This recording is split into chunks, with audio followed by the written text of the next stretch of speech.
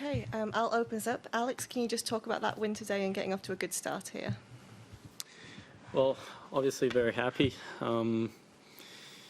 It's never easy first round at a slam, and especially this slam in particular. Had a bit of nerves coming in. It had been a while since I was playing at the Aussie Open, so it was great to be able to come out with a win today. Great. Yep. Thank you. Alex, did you sense that he might not have been as fit as he otherwise might have been? He spoke a bit just a second ago about how his preparation wasn't great. Did you really try to ram home that advantage? Look, he got unfortunate with the flight he was on coming into Australia. He had to do the high quarantine. But look, I had a match to play. I'm happy I did everything on my end as well as I could, and that was the main thing. I mean, I've got to stay focused and try to do everything I can on my side of the court. What are you particularly happy with today, Alex? I think the way I stayed positive and held my focus. That's a thing that I've been working on very hard. And during ATP Cup, I had a couple matches where I was playing some great tennis, and at moments I dropped, and I don't think I did that today. So very happy with that. How do you rate that performance compared to your ATP Cup performances where you're up against players who are sort of higher ranked, I suppose, than tennis? Look, it's different types of matches, different types of pressures, and at the end of the day, this is a slam. You know, there's 4 tournaments like this, only one on home turf, and it's definitely a very special tournament for me. So I want to come out here. I want to play my best tennis in front of these amazing fans, and so it's different. I would say maybe pressure-wise, I've got a little bit more here just for myself because I want to perform and go deep. But that's a separate issue. Yep. Go ahead. Can I just ask you about Nick as well? He sort of really looked like he's probably played his best tennis of the summer last night. You notice a difference, and he seems a bit more mellow around us as well. Have you noticed any difference in him in the last I think you saw him the first time in a while, like a couple of weeks ago. Have you noticed any difference in him to what he was like, I suppose, 12 months ago? Well, I think the first thing that we all have to realise is that he hasn't played in a year.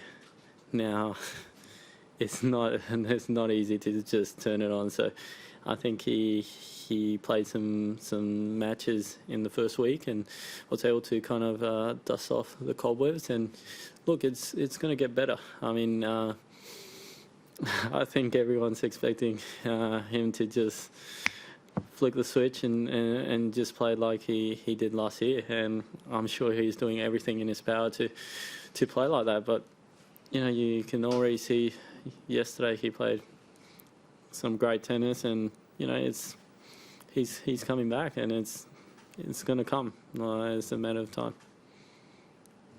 Your next match for us? What are your thoughts? Well, I'm playing Pablo Cuevas. He's a very tough opponent, very solid. It's going to make me play a lot of balls. So it's another tough match, similar in ways. I'm going to have to try and focus on my side of the court and do what I have planned and try to execute. At the end of the day, that's what we've been working on, to try to control the controllables and stay positive. This time last year you were pretty devastated to not be able to play, or last January anyway. Can you recall you how you went back to Spain, what you were doing to try to not be watching the tennis? How did you cope with that? Look, I had to switch off social media. It was devastating. I mean, it was a tough time. All my mates, all my teammates out here in the summer doing what they do best, and I didn't want a part of it.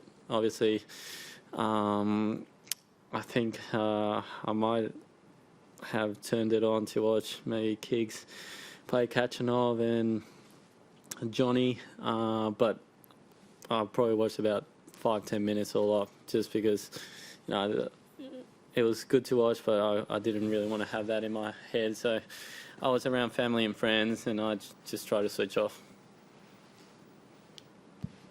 You should move on, Ryan. Oh, you got one here. Sorry. 7 Aussies are into the second round, 7 in men. Does that success also motivate you? I think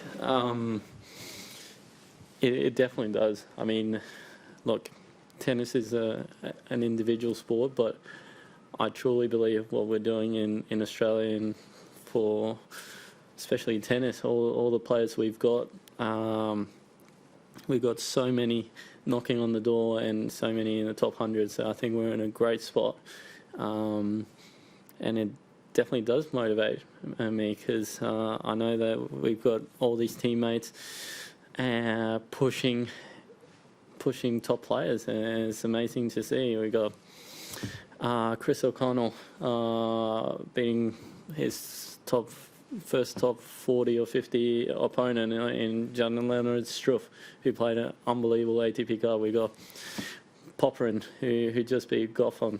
I mean, I think it's truly exciting. It's exciting times, and it's amazing.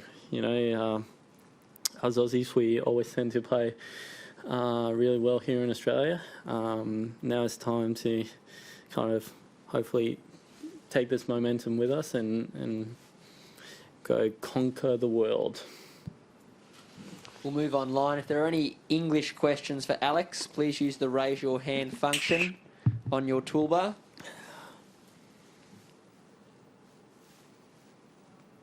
Alex, thank you for your time. That concludes our press conference. Thank you.